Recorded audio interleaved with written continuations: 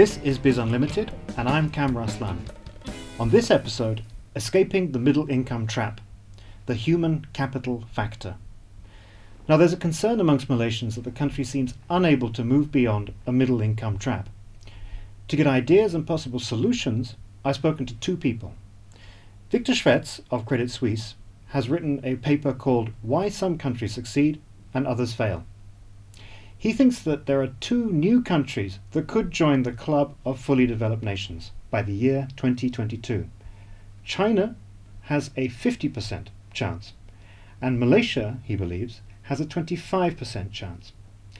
I've also spoken to Nazrin Hassan of Cradle. With funds from the Ministry of Finance, Cradle assists Malaysian technology startups. His task is to look for bankable ideas and bankable people. Both believe that quality human capital is the key to progressing. First, I asked Victor Schwetz about the 5 factors that he thinks a nation needs to tackle if it wants to move above the middle income trap. Looking at your work here, you seem to have come to 5 key points, if I can just say. Quality of human capital. Sure. Ability to innovate and move up the value chain. Yes. Presence of strong core physical infrastructure. Reasonably flexible and transparent business climate, and finally, demographics. That's right. If you took those 5, you put them in that order, is that the order that you see, that quality of human capital is the most important thing? I do. I don't think any of those factors exclusively by itself necessarily guarantees progression. I also don't believe that any one of those factors necessarily derails the whole argument. But the key to getting promoted to a high level is improvements in labor productivity. And the key to improving labor productivity is the quality of human capital. Now, if you don't have other issues, if you don't have the right infrastructure in place, for example, if you don't have the right business climate in place, you could find it's challenging to move the human capital up to the level that creates complex products, complex transactions, and therefore start adding value. So from that point of view, I do put human capital as number 1. But as I said earlier on, none of those factors are exclusive, mutually exclusive. All of them interact. And I don't believe one factor necessarily just rules out completely the probability of success. You are with the Cradle Fund, yes, and you're looking to invest in technology, yes, businesses. Yes. That's a very vague start. Can you be a little more specific to help me out? All right. Cradle was set up in 2003, at first as a program, to help fund technology ideas, to help people develop prototypes, and to also help people get to commercialization stage. The people who come and see you, how do you gauge the quality of the people you're meeting? I mean, not just ones are meeting, but all the people are applying. Are you getting a sense that Malaysian human capital is good, bad, indifferent? On an investment basis, I think, yes, there is definitely space for improvement. We would like to see stronger management teams.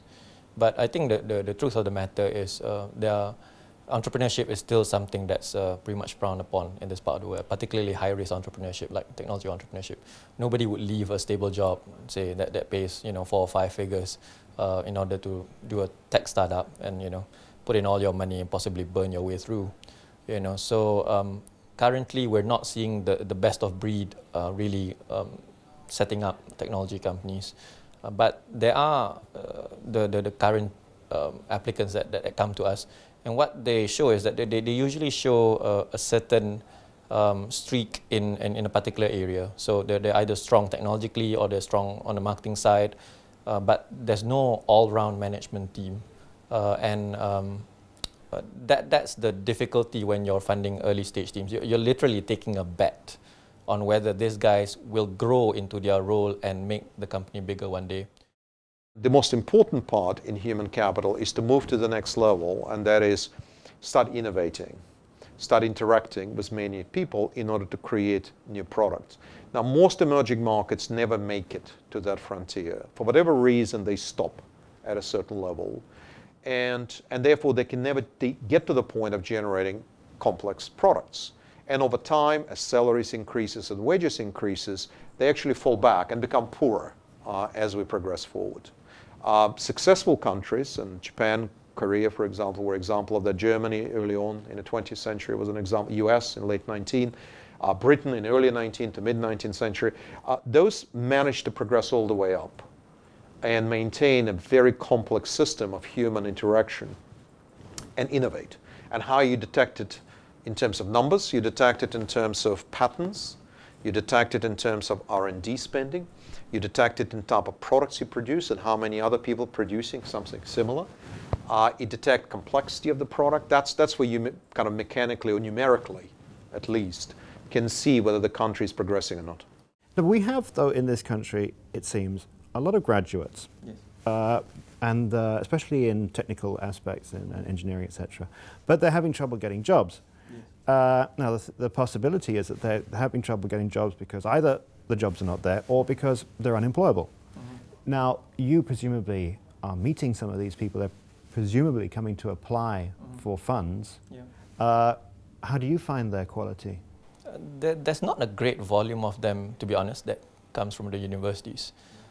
If any, the effort has been made by the government and government agencies to try to extract more students to go into entrepreneurship. But I won't say that it's a natural choice of university students to go into entrepreneurship as the first choice. They would want to get a job. But the problem is, and this is something that I've highlighted many times to various parties in the government, the problem is the exposure level in the universities. If you take the universities that have the highest employability rate, it's because they've engaged the private sector very early on in their lives. And the students have, let's say, 4 to 6 years of exposure to the private sector even before they graduate. So they know where they're going, they know who to aim, they know what sort of core capabilities they need to get into the private sector. The problem with a lot of the public universities in this country is that we've locked out the private sector out of it. We've left them to their own. It's their own personal kingdom. And that's why our students don't get the exposure that they need. I sometimes find it ironic, and this is going to be a controversial remark, I sometimes find it ironic that we fight so hard to get a lot of the booming students in the local universities, but yet the quality of the exposure in the local universities is nowhere near what it is in the private universities. We're actually pushing ourselves into a disadvantage. So the way to do it, to increase employability rate, is open up the local universities to private sector exposure, get some people from the private sector onto your board of governors, and give them the exposure. Bobby Dangerfield, who used to be the head of Dell Human Resource, used to tell me that, when Malaysian undergraduates first come into internships with Dell, they were, underexposed as compared to their other international peers. But 1 year on, after the exposure with Dell, they are some of the best interns in the world. So the issue is the quality of exposure. There's nothing wrong with the student itself. The interesting thing to me about Malaysia is that a substantial portion of your graduates are actually in science, technology, engineering, as much as 40%, whereas in a lot of other emerging markets, that percentage is much lower.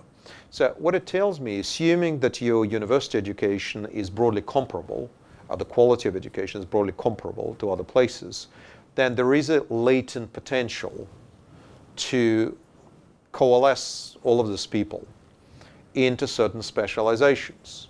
Malaysia doesn't have the scale of the business, does not have the scale of the country to actively engage in a very high intensity electrical, mechanical engineering and compete on a global basis.